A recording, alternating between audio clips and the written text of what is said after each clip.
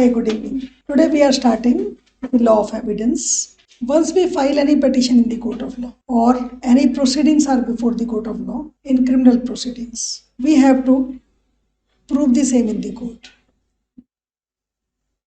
And for proving,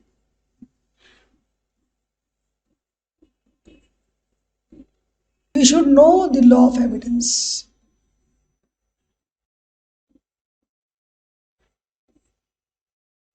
How to prove? What? Effect. When we file a petition in civil court claiming some right or asking for some liability on the shoulder of other party, we have to place certain facts to claim right, and such facts need to be proved.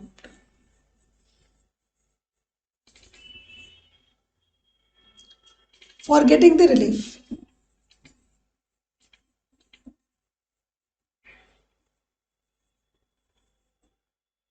so between the journey of right to relief, we have to go through CPC if it is a civil right, and if it is relating to crime, then we have to go to the procedure of journey of criminal court. In both the circumstances, what is necessary is proof.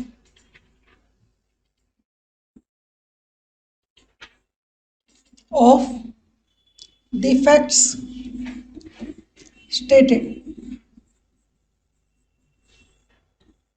हम कोई भी petition लेकर court में चले जाएं या हमारी कोई भी कंप्लेंट हो जिसको हम परसू करना चाहते हैं क्रिमिनल कोर्ट में, हम तब तक सक्सीड नहीं करेंगे जब तक फैक्ट्स प्रूव नहीं होंगे. Success of any claim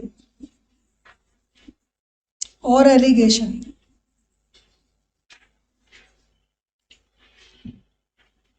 depends on the proof.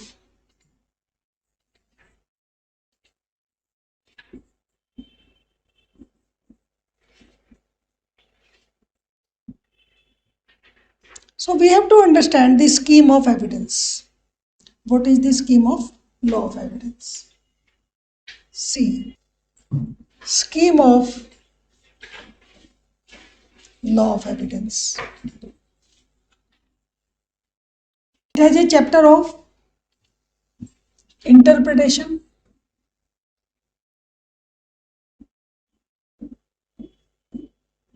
of some words. This is section 2 of Indian Evidence Act. Section 3, it is section 3, interpretation clause. Section 4 talks about the presumptions.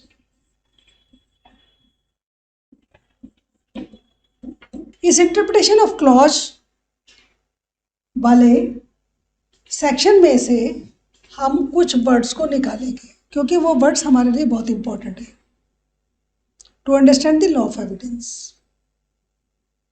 वो words हैं facts. हमें क्या prove करना है success के लिए या failure के लिए. अगर हमें कोई भी क्लेम या कोई भी राइट कुछ भी हमने कहीं भी क्लेम किया है या कोई भी कंप्लेंट एलिगेशन लगाए हैं तो हमें क्या प्रूव करना है facts. So we should know what is fact, right. उसके बाद जो नेक्स्ट वर्ड है वो है फैक्ट इन इशू. कौन से फैक्ट्स इन इशू. उसके बाद एक वर्ड है एविडेंस.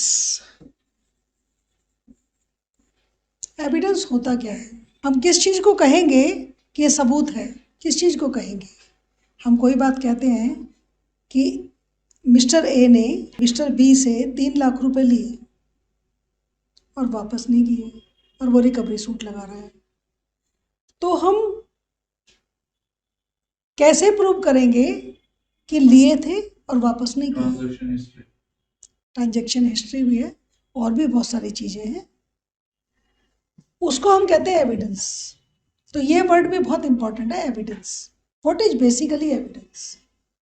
लॉ ऑफ एविडेंस तो है, पर एविडेंस लॉ ऑफ एविडेंस में कैसे डिफाइंड है, हमें एक बार ये समझना होगा। फिर आता है कब हम कहेंगे प्रूव्ड, कब हम कहेंगे डिसप्रूव्ड, और कब हम कहेंगे नॉट प्रूव्ड। सो हमारी एविडेंस एक्ट की यात्रा जो है फैक्ट से शुरू होती है, एविडेंस के थ्रू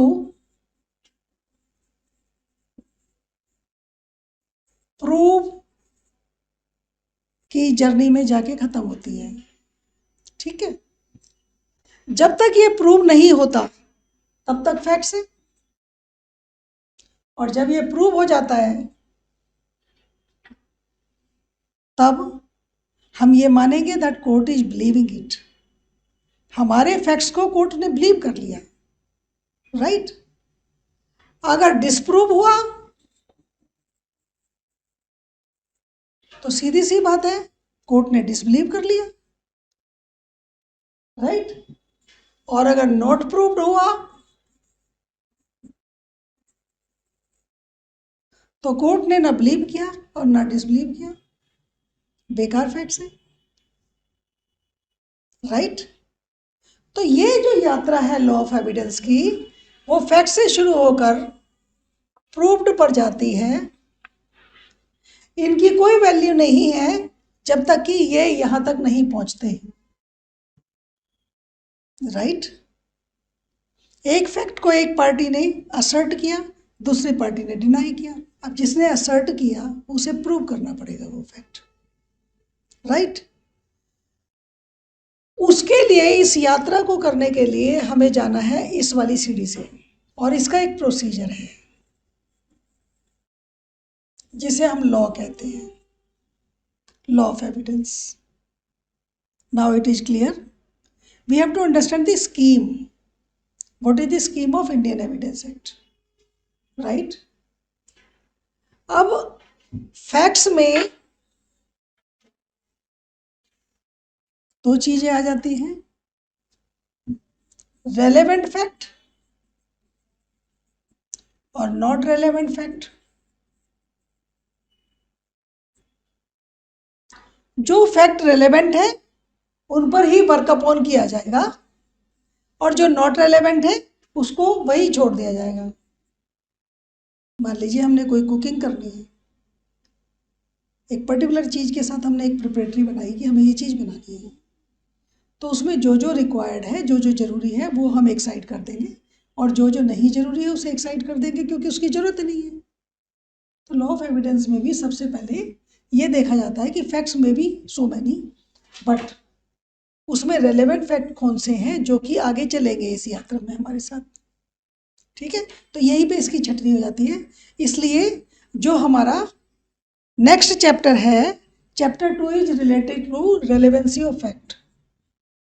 अब हम एक बार छोटा सा समझ लेते हैं कि ये फैक्ट होता क्या है।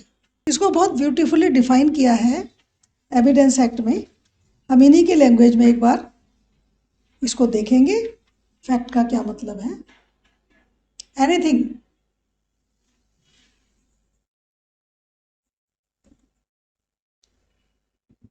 right, anything or state of things or anything having a relation of things। और things कौन सी? that can be perceived by senses, perceived by senses।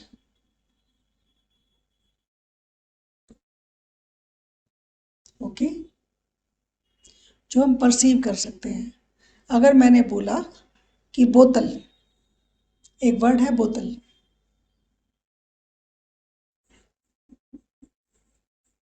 तो व्हाट आई एम परसीविंग, ए बोतल।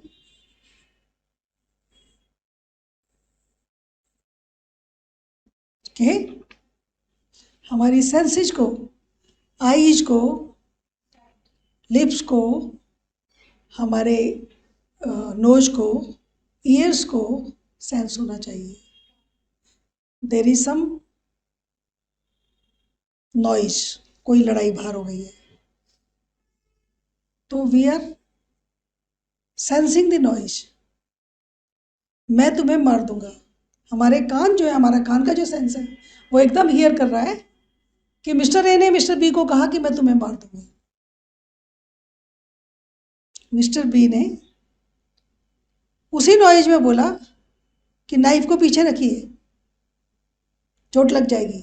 तो बहुत सारी चीजें, मतलब वो थिंग्स जिनको हम सेंस कर सकते हैं, परसीव कर सकते हैं by senses. Facts, house, I am the owner of this house, I claim my ownership, we can perceive by senses. So anything, state of things or in relation of things, जो हम perceive कर सकते हैं by senses, उसे हम fact कहेंगे, right? और क्या चीज है? Any mental condition, any mental condition.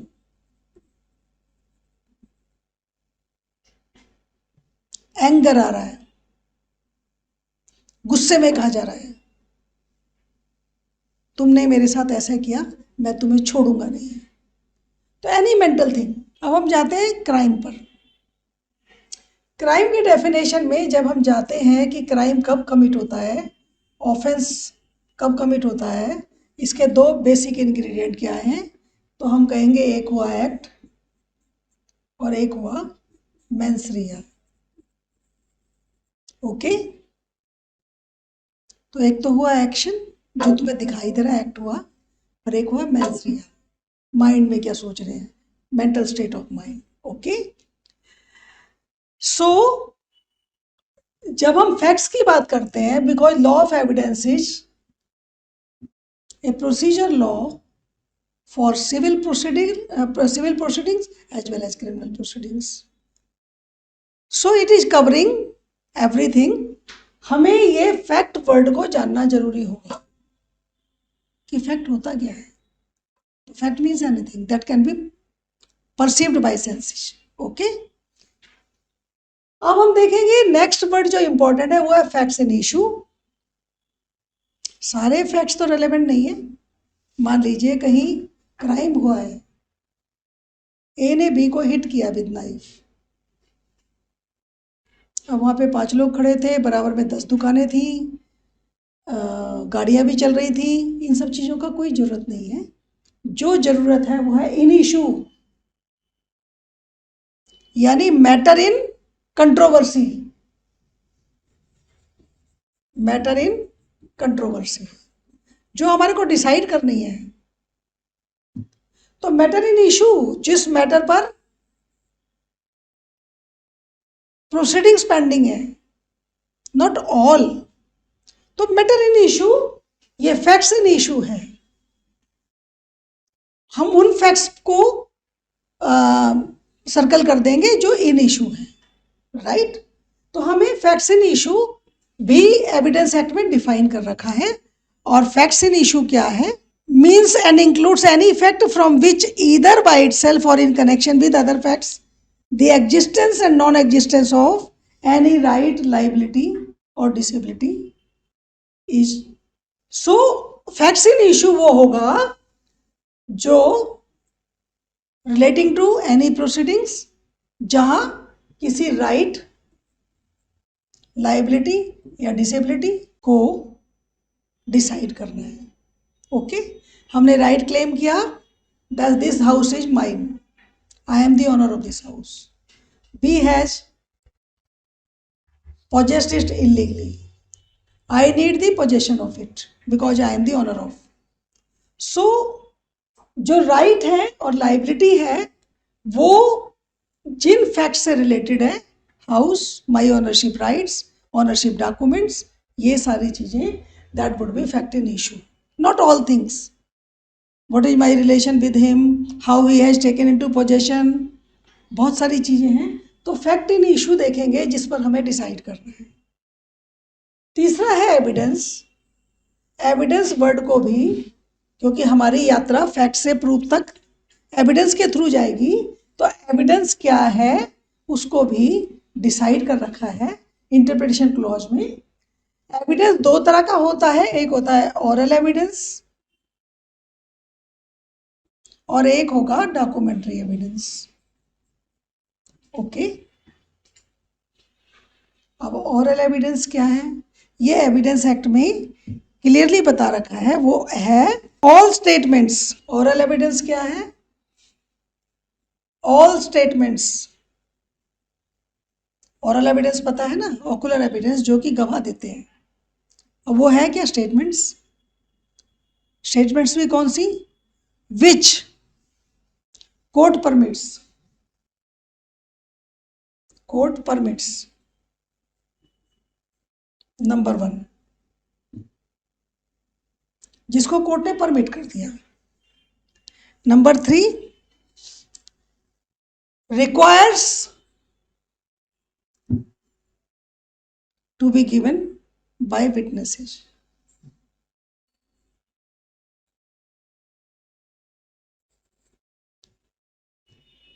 और किस चीज के लिए विटनेसेस, किस चीज के लिए देंगे, relating to proceedings before the court.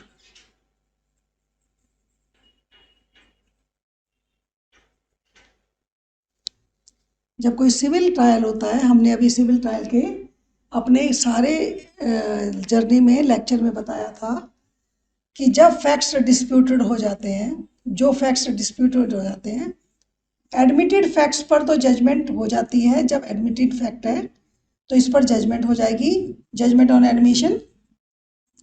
और जो डिस्प्यूटेड हो जाते हैं उन पर इश्यूज फ्रेम होते हैं, राइट। तो इश्यूज फ्रेम हो जाते हैं डिस्प्यूटेड फैक्ट्स पर, तो प्रोसीडिंग बिफोर द कोर्ट है। एविडेंस तभी लीड होगा जब proceeding already before the court है। तो ये स्टेटमेंट्स, ये एविडेंस तभी होगा, वो स्टेटमेंट्स जो कोर्ट परमिट कर रहा है, विटनेसेस को रिक्वायर्ड है कि वो दें वो statements in relation to certain proceedings before the court. ये बहुत लिमिटेड एरिया है जिस एरिया में ये बताया गया है कि कैसे हमें ओकुलर एविडेंस को कोर्ट में पेश करना है। ओकुलर एविडेंस होता क्या है, डॉक्यूमेंट्री एविडेंस क्या होता है, डॉक्यूमेंट क्या होता है, document is any substance,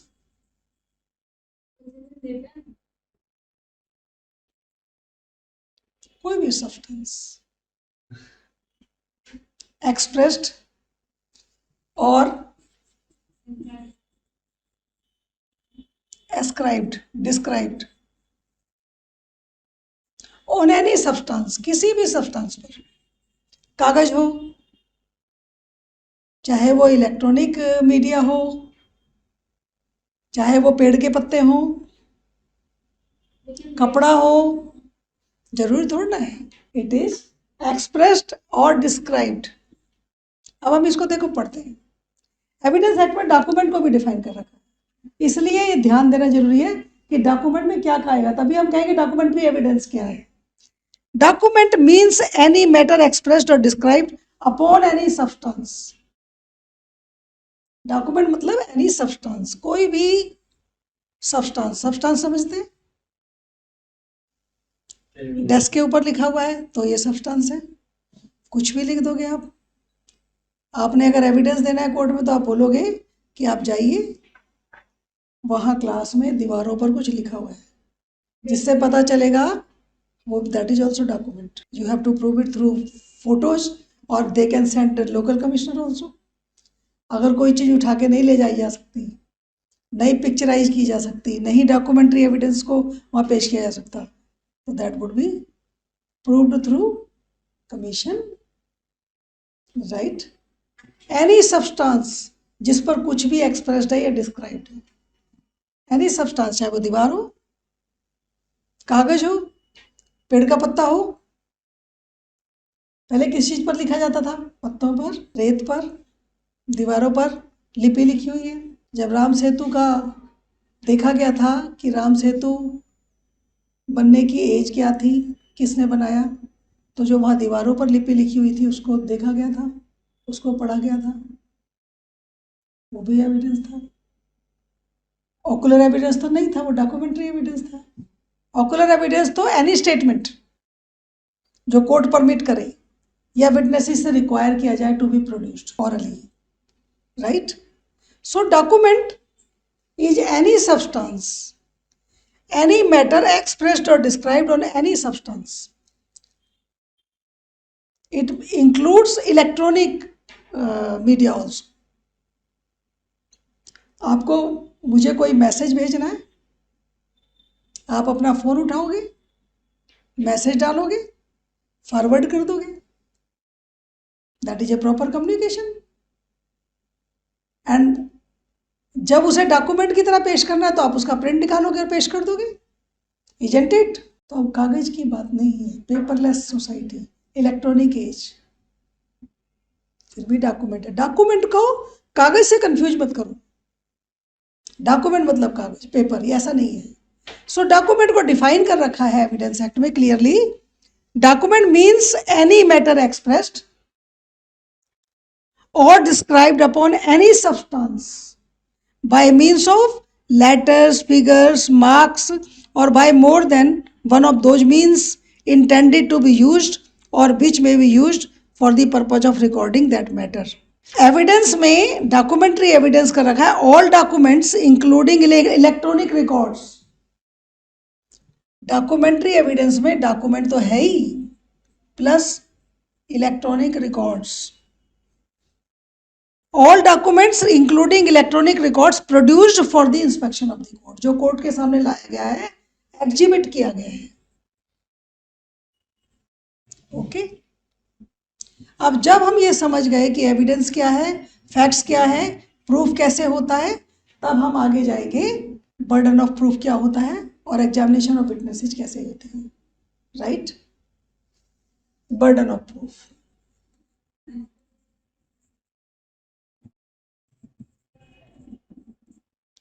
onus lies on which party? On whom the burden of proof is lying?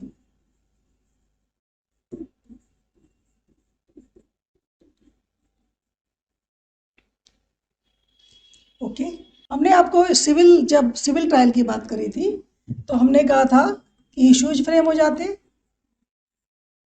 Civil suit में डिस्प्यूटेड फैक्ट्स पर, से whether A is the owner of property X. A claims that I am the owner in the suit of possession and I seek relief of possession from B. Okay, so onus on proof is produced on plaintiff who claims that I am the owner. Clear? अब evidence act में ये बताया हुआ है कि burden of proof क्या है और ऑनस कैसे लाई करता है, and this is prescribed in section 101. Then we will see 102. So now you have understood how we have to go through the law of evidence. We have to understand हम कहाँ जा रहे हैं, हमारा लॉ ऑफ एविडेंस क्या करना चाहता है। आपको पता चल गया है कि लॉ ऑफ एविडेंस क्या करता है, फैक्ट्स को प्रूफ की तरफ ले जाता है। अगर हमने कुछ फैक्ट्स कहे हैं, वो जब तक हम प्रूव नहीं करेंगे तब तक हम रिलीफ नहीं पा सकते, चाहे वो सिविल सूट है चाहे वो क्रिमिनल ट्रायल है। अगर कम क्रिमिनल ट्रायल में, जैसे सिविल में ये है, क्रिमिनल ट्रायल में कंप्लेनेंट ने कंप्लेंट की है, A hit my brother with knife and caused grievous injuries. Okay, ठीक है। सो ए जो है, he would be accused of section 325 IPC।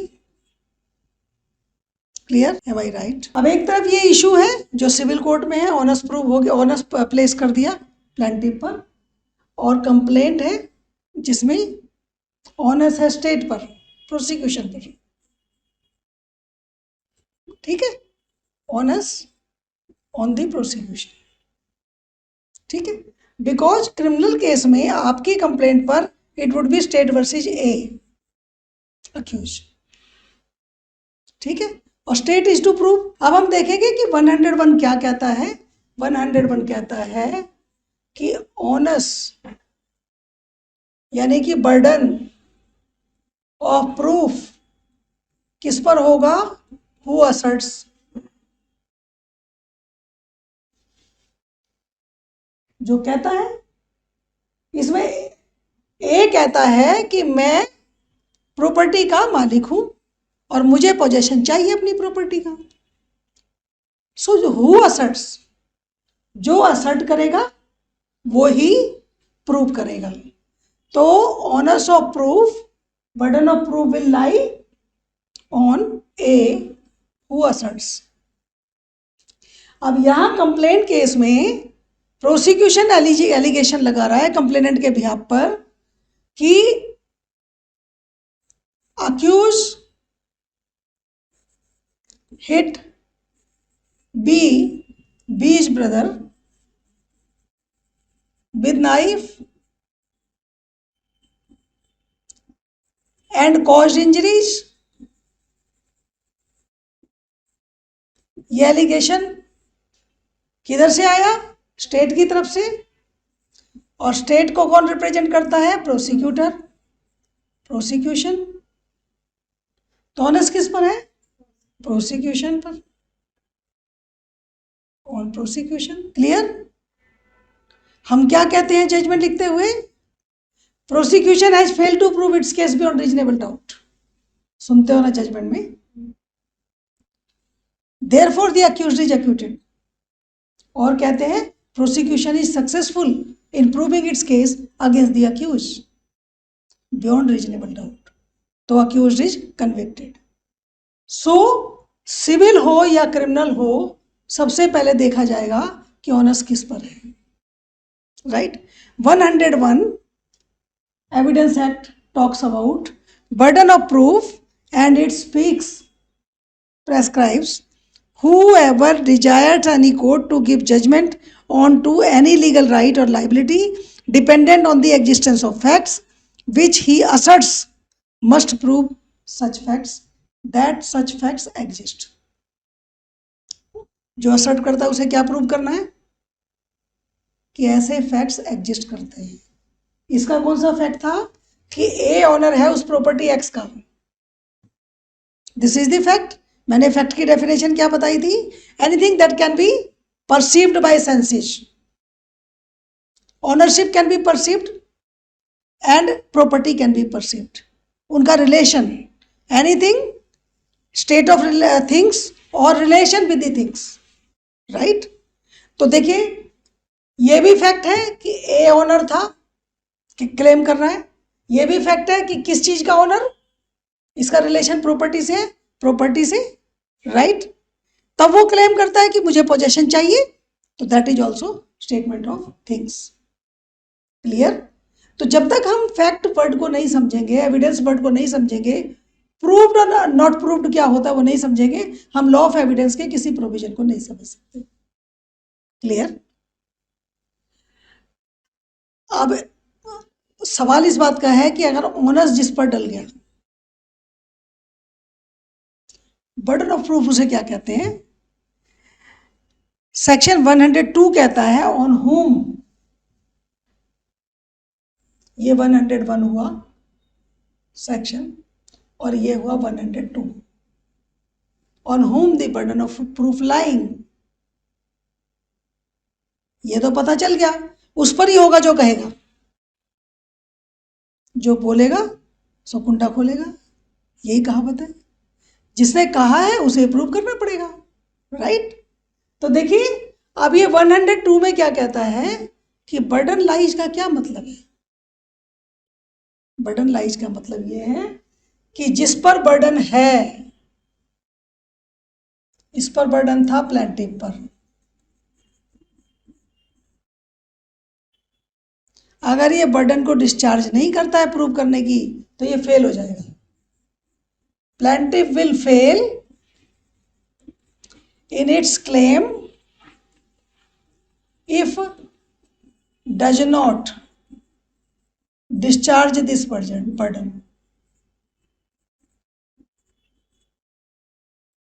of proof. यानी अगर वो प्रूव नहीं कर पाता है तो he will fail in his claim. इसको कहते हैं बर्डन ऑफ प्रूफ. ऐसा नहीं है मैं प्रूव नहीं कर रहा तो वो प्रूव कर दे कि जो पोजीशन में है कि वो मालिक है. एक कह सकता है कि मैं नहीं प्रूव कर पा रहा हूं कि मैं मालिक हूं, तो वो तो प्रूव करे कि वो मालिक है.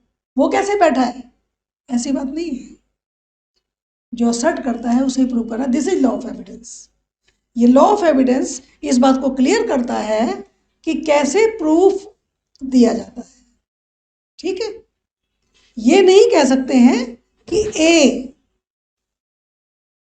क्लेम कर रहा है कि मैं ऑनर हूं, मुझे पोजीशन दिया जाए, लेकिन ये कहता है मेरे पास एविडेंस नहीं है, कोई कागज नहीं है. तो कोर्ट से कहे कि जी आप इनसे भी तो पूछो इनके पास क्या कागज है जो ये बैठे हैं मेरी प्रॉपर्टी में. ऐसा नहीं है, राइट. ऐसी लड़ाई नहीं है एविडेंस में. सीधी सी बात है, आपने क्लेम किया है आप प्रूव करो, तुम पर ऑनर्स डला हुआ है. और अगर आप प्रूव नहीं कर पाते हो, आपके पास कोई एविडेंस नहीं है, तो फिर आप फेल हो जाओगे अपने क्लेम में. This is the meaning of burden of proof. अब मान लीजिए प्रोसिक्यूशन ने ये क्लेम लगाया है, ये ब्लेम लगाया है बी पर, राइट. कि बी ने अक्यूज ने ए ने बी के ब्रदर को, प्रोसिक्यूशन ने इल्जाम लगाया है ए पर, अक्यूज पर, कि बी के ब्रदर को नाइफ से मार के चोट लगाई, राइट. अब प्रोसिक्यूशन अगर प्रूव नहीं कर पाता है, फेल हो जाता है प्रोसिक्यूशन, तो he will fail in getting the relief, conviction. If P fails to prove through evidence, तो prosecution will fail in getting the punishment to A. Clear हो गया. ये चीज ध्यान रखनी है और यही चीज बार बार पूछी जाएगी कि 101 और 102 क्या कहता है. 101 कहता है कि ऑनेस्ट किस पर लाई करेगा, उस पर लाई करेगा हु असर्ट्स, जो अपनी बात कह रहा है, जो राइट क्लेम कर रहा है, ये जो ब्लेम लगा रहा है, राइट. और उसे रिलीफ कब मिलेगा. सेक्शन 102 कहता है कि जब वो अपने बर्डन को डिस्चार्ज कर देगा, प्रूफ के बर्डन. अब हम एक बार ये देखेंगे कि प्रूव्ड,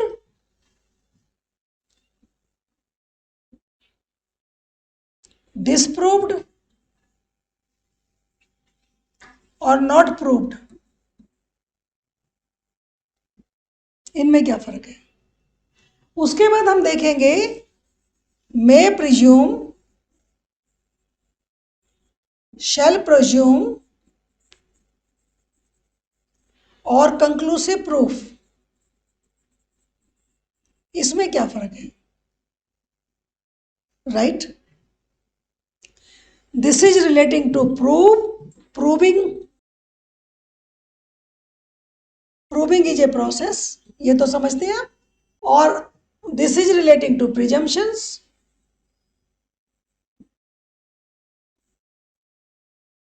कोर्ट क्या क्या प्रिज्यूम कर सकता है, क्या प्रोज्यूम नहीं कर सकता है? सो ये जो 6 वर्ड्स हैं, ये जो 6 फ्रेजेज हैं, एविडेंस एक्ट में ये भी डिफाइन किए हुए हैं और इनको हम ध्यान से देखेंगे। राइट? प्रूव्ड क्या होता है? हमने क्या बोला, क्या प्रूव करना है? फैक्ट। ठीक है, फैक्ट प्रूव्ड कब माना जाएगा? जब कोर्ट बिलीव करेगा, courts believe to for its existence. ठीक है, प्रूविंग क्या होता है? आपने जो मटेरियल पेश किया, आपने जो कागज पेश किए, ऑकुलर एविडेंस दिया, गवाह लाए, और जो आपने डॉक्यूमेंट्री एविडेंस दिया, वो सबको मिला मिलू के जो बात आप कह रहे हो, अगर कोर्ट बिलीव करे ऑफ इट्स एग्जिस्टेंस, मैं एक्स प्रॉपर्टी का मालिक हूं और मैंने अपने कागज और डॉक्यूमेंट्री एविडेंस और अपना ऑकुलर एविडेंस पेश किया और मैं सक्सेसफुल हुई, मैंने अपना बर्डन डिस्चार्ज किया in proving, in making the court believed it is existing, मेरी ओनरशिप इस प्रॉपर्टी से एग्जिस्ट करती है। क्लियर? अब इसके साथ एक वर्ड है अनलेस, कॉन्ट्ररी इज प्रूव्ड।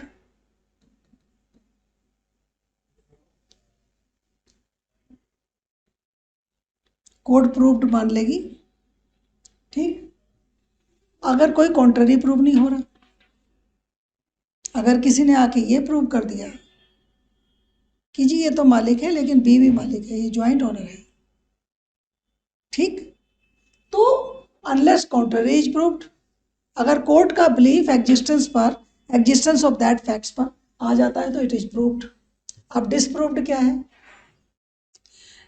जब उस फैक्ट पर कोर्ट बिलीव करता है, courts belief for that it does not exist, it does not exist, कोई फैक्ट एग्जिस्ट ही नहीं कर रहा, या ऐसे सर्कमस्टांसेस जिनमें हाईली प्रोबेबल रिजल्ट है कि नहीं जी नहीं, ये हो ही नहीं सकता। प्रूडेंट मैन का मोटी मोटी बात यही है कि अगर कोर्ट हमारे मटेरियल से बिलीव कर ले रहा है कि ये फैक्ट एग्जिस्ट करता है तो हमने प्रूव कर दिया वो फैक्ट, और अगर वो ये बिलीव करता है कि डज नॉट एग्जिस्ट तो हमने ये फैक्ट प्रूव कर दिया, डिसप्रूव कर दिया कि एग्जिस्ट नहीं करता। राइट? ऐसा नहीं है कि ए ने बोला मेरी ओनरशिप है, उस पर बर्डन लाई था, वो नहीं प्रूव कर सका तो बी वाला प्रूव करेगा इट डज नॉट एग्जिस्ट। तो हमने पहले बर्डन ऑफ प्रूफ देखा, फिर देखा कैसे प्रूव होगा, अब हमने यह देखा कि इसका मतलब क्या है। राइट? नॉट प्रूफ का मतलब ये है कोर्ट्स बिलीव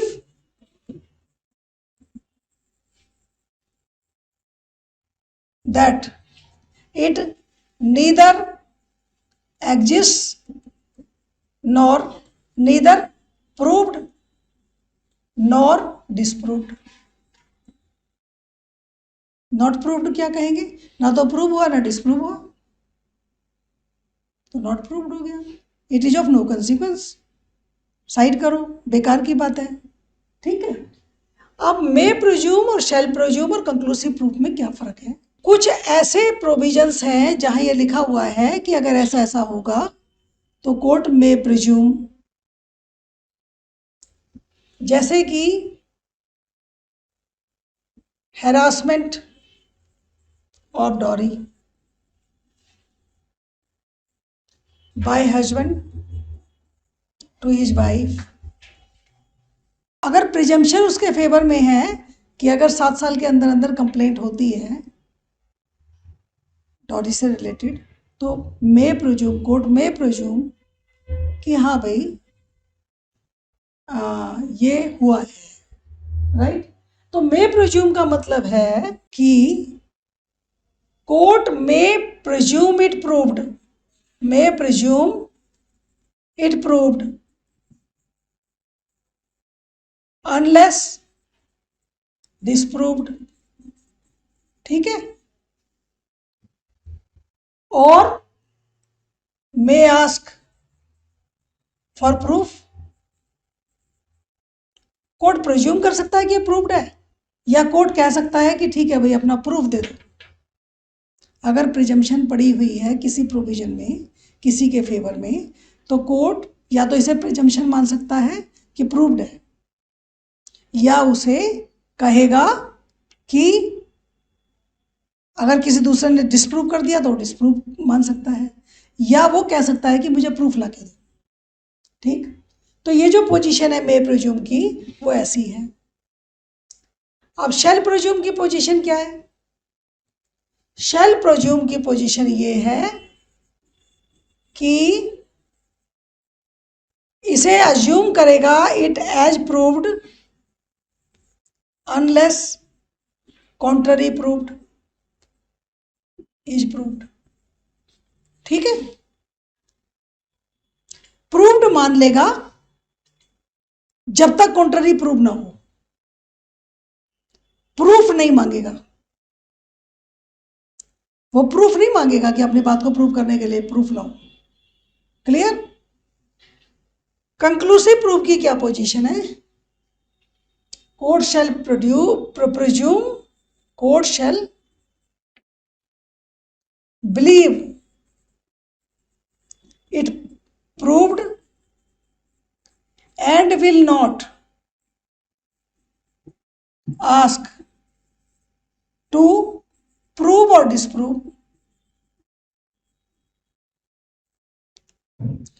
हम किसी फैक्ट को कंक्लूसिव प्रूफ कब मानेंगे? जब कोर्ट इसे प्रूव्ड मान लेगा और कहेगा नहीं कि तुम प्रूफ लो, प्रूव करने का या डिस्प्रूव करने का। कंक्लूसिव प्रूफ का मतलब यह इट इज कंक्लूसिवली प्रूव्ड, तो no need of any further evidence. तो ये 6 वर्ड्स एविडेंस एक्ट में, ये सेक्शन 3 में ही है और ये सेक्शन 4 में है। हमें अच्छी तरह जानने होंगे। ठीक, अब हम वापस जाते हैं एविडेंस एक्ट पर। एविडेंस कैसे देंगे? ठीक है, हमने सेक्शन 101 में कहा ऑनस ऑफ प्रूफ किस पर लाई करेगा? लाइज। ठीक है, ऑन विच पार्टी?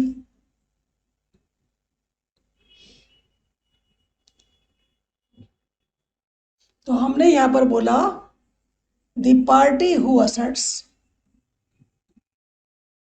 फैक्ट्स। सारी कहानी फैक्ट्स पर ही है, जो फैक्ट्स को असर्ट करेगा वो प्रूव करेगा। सेक्शन 102 कहता है whom burden of proof lies. अगर ए पर बर्डन लाई करता है और A does not give evidence to prove, then A will fail in securing judgment in his favor. Okay, so this is section 102। अब हम खाली 2 सेक्शंस और करेंगे जो एविडेंस एक्ट में इंपॉर्टेंट है, इससे रिलेटेड है। हम आएंगे एग्जामिनेशन ऑफ विटनेसेस,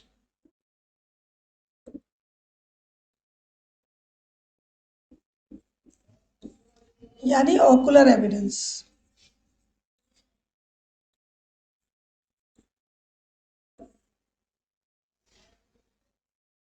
जब एविडेंस में बता दिया कि एविडेंस 2 तरह का है, ऑकुलर और डॉक्यूमेंट्री, और इलेक्ट्रॉनिक एविडेंस भी डॉक्यूमेंट्री एविडेंस का ही पार्ट है, तो हम आज के अपने फर्स्ट लेक्चर में ऑकुलर एविडेंस पर बात करेंगे और हम नेक्स्ट लेक्चर में डॉक्यूमेंट्री एविडेंस पर, जिसमें इलेक्ट्रॉनिक एविडेंस भी आएगा, उस पर बात करेंगे कि कैसे एग्जामिनेशन ऑफ विटनेसेस की जाती है। हम सेक्शन 135 को देखेंगे जो इस चैप्टर का फर्स्ट है कि ऑर्डर क्या होगा प्रोडक्शन ऑफ विटनेसेस का और एग्जामिनेशन ऑफ विटनेसेस का। एविडेंस एक्ट में ऑर्डर प्रोवाइडेड नहीं है। वो कहते हैं कि बाय लॉ और बाय प्रैक्टिस कोर्ट का ऑर्डर डिसाइड हो सकता है। कौन पहले करेगा, ऐसा लॉ ऑफ एविडेंस में कोई भी ऑर्डर नहीं लिखा है। High court practice and procedure है। और भी कोई कोर्ट कोई भी लॉ में ऐसा बता सकता है, लॉ ऐसा बनाया जा सकता है जिसमें ऑर्डर लिखा है। बट प्रैक्टिस क्या कहती है, what is the practice,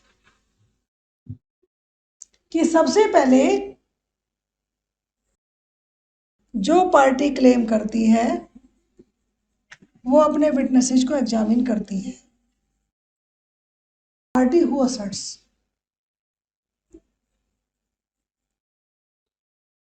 claim. लेकिन हमारे एविडेंस एक्ट में ये ऑर्डर कहीं भी नहीं लिखा हुआ है। ये क्वेश्चन आपको आ सकता है कि क्या law of evidence order of production of witnesses बताती है? नो।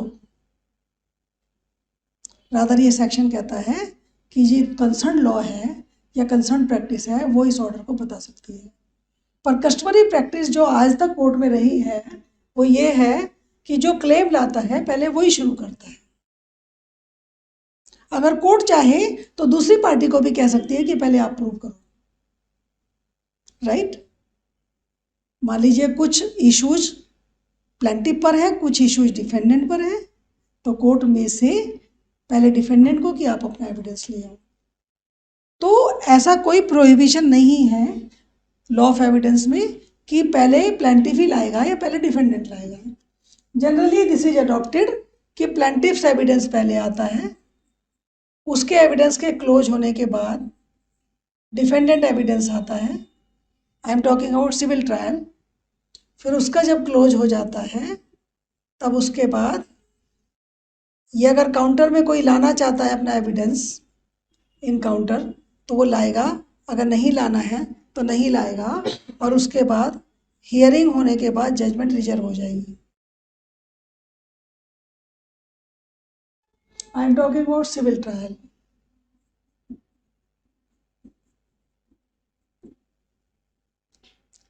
क्रिमिनल में जनरली प्रैक्टिस है कि प्रोसिक्यूशन हु ब्लेम्स और alleges charges against accused places prosecution evidence first, then there would be statement of accused। accused से पूछा जाएगा तुम्हें कुछ कहना है, और अगर वो कहेगा कि मुझे भी डिफेंस देना है तो डिफेंडेंट एविडेंस आ जाएगा, and then it will lead to judgment. Okay, this is the procedure which we see. अब हम एक चीज और देखेंगे खाली, सेक्शन 136 क्या कहता है। सेक्शन 136 कहता है कि एडमिसिबिलिटी जो है एविडेंस की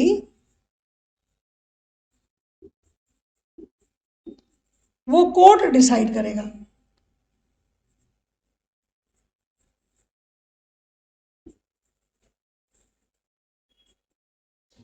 आपने कोई डॉक्यूमेंट दिया, डॉक्यूमेंट्री एविडेंस दिया या कोई विटनेस पेश किया, तो ये कोर्ट डिसाइड करेगा कि उसको एडमिट करना है कि नहीं करना है उस एविडेंस को। तो एडमिसिबिलिटी कोर्ट के ऊपर है। ये पार्टी नहीं कह सकती मेरे इस डॉक्यूमेंट को लो ही, राइट। तो एडमिसिबिलिटी किसी डॉक्यूमेंट की या किसी एविडेंस की, ऑकुलर या डॉक्यूमेंट्री एविडेंस की, कोर्ट के ऊपर है। एविडेंस की डेफिनेशन में हमने क्या सुना था कि any statement, all statement which court permits और court required from the witnesses to be produced before the court. Okay, तो ये एडमिसिबिलिटी हमारे कोर्ट के ऊपर है कि वो कैसे करेगा। अब हम जाएंगे सेक्शन 137 पर, जो कि विटनेस की एग्जामिनेशन का प्रोसेस बताता है। विटनेस इज एग्जामिनेशन, उसका क्या प्रोसेस है। ये बहुत इंपॉर्टेंट सेक्शन है, इसको थोड़ा सा ज़्यादा ध्यान से समझिए।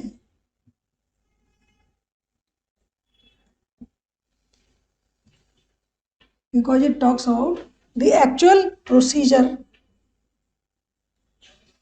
Of examination of witnesses. मैंने आपको बताया था 135 में कि इस बात का ऑर्डर नहीं है उस एक्ट के अंदर कि कौन सी पार्टी पहले एविडेंस लाएगी, लेकिन गवाह की एग्जामिनेशन कैसे होगी उसका ऑर्डर दे रखा है इन्होंने। It is in order. कैसे? पहले गवाह का एग्जामिनेशन चीफ होगा, यानी कि जो पार्टी जिस गवाह को लाई है वो पार्टी एग्जामिन करेगी। The party who produces witness shall examine the witness first. तो ये फर्स्ट ऑर्डर है इसका, यहां इन ऑर्डर पेश होगा, राइट। फिर इसकी क्रॉस एग्जामिनेशन दूसरी पार्टी करेगी, एडवर्स पार्टी जो नहीं लाई है उस गवाह को। ठीक है, क्लियर? Adverse party. और तीसरा क्या है कि अगर मान लीजिए क्रॉस एग्जामिनेशन के बाद ये पार्टी जो लाई है विटनेस को वो री एग्जामिन करना चाहती है, तो ये वही पार्टी करेगी जो लाई है।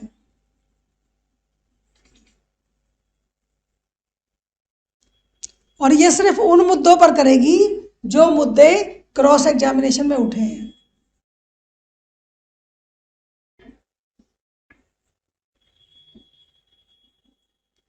जो फैक्ट्स क्रॉस एग्जामिनेशन में आए हैं, उल्टा नहीं जाएंगे कि गवाह ने पहले एग्जामिनेशन चीफ में आधी बात बता दी,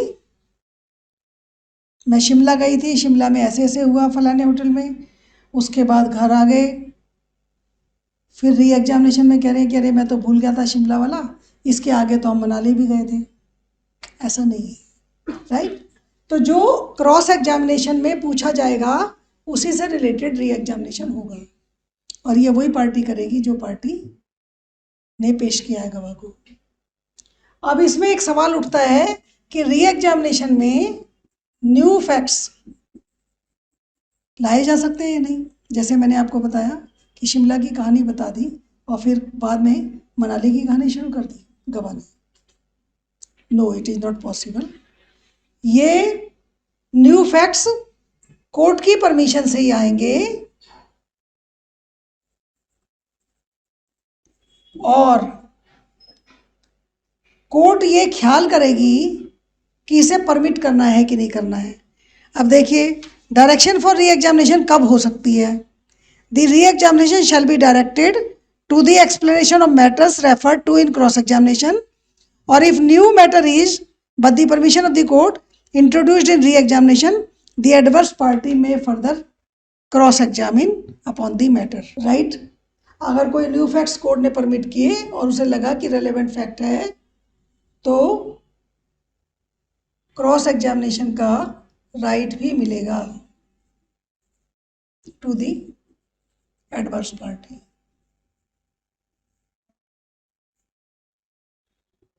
सो this is the examination of witnesses. इसमें हमें एक सेक्शन को जरूर याद रखना है, सेक्शन 141।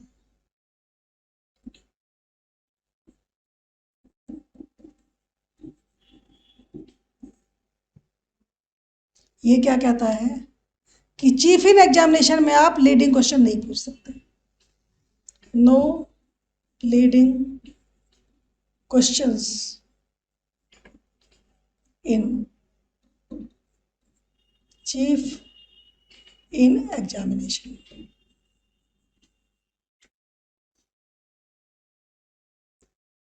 यानी जो पार्टी जिस गवाह को लेकर आई है उससे ऐसे सवाल नहीं पूछ सकती जिसका आंसर यहाँ हाँ या ना में हो। ये बात सही है कि आप जब वहाँ गई थी तो वहाँ पे इस आदमी ने आपको मारा, हाँ, ऐसा नहीं चलेगा। उसे खुद बताना होगा क्या हुआ, तो जिस क्वेश्चन का आंसर हाँ या ना में हो उसे लीडिंग क्वेश्चन कहते हैं, और लीडिंग क्वेश्चन को चीफ इन एग्जामिनेशन में नहीं पूछ सकते, क्रॉस एग्जामिनेशन पे पूछ सकते हैं। Leading question can be asked in cross examination. Clear?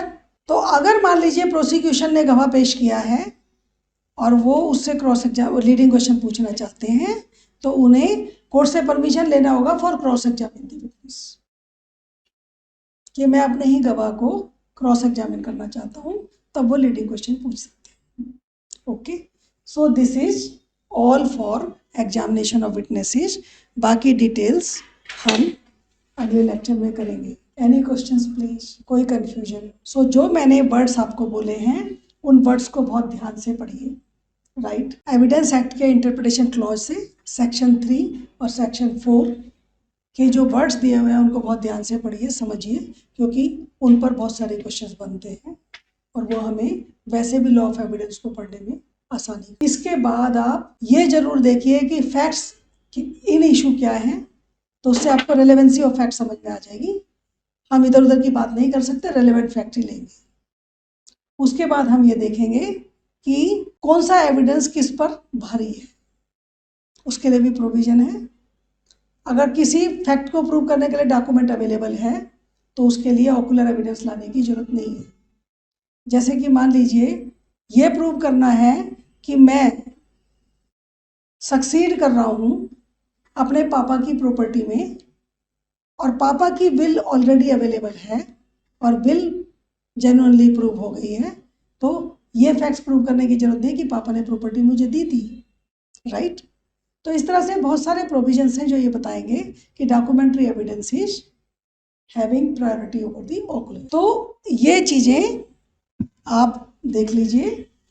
कोई भी डिफ़िकल्टी किसी तरह की है, कोई क्वेश्चंस हैं तो ज़रूर पूछिए। अब हम इसको एक बार ब्रीफ करते हैं 2 मिनट के अंदर, जैसा कि हम हमेशा लास्ट में करते हैं। एविडेंस एक्ट में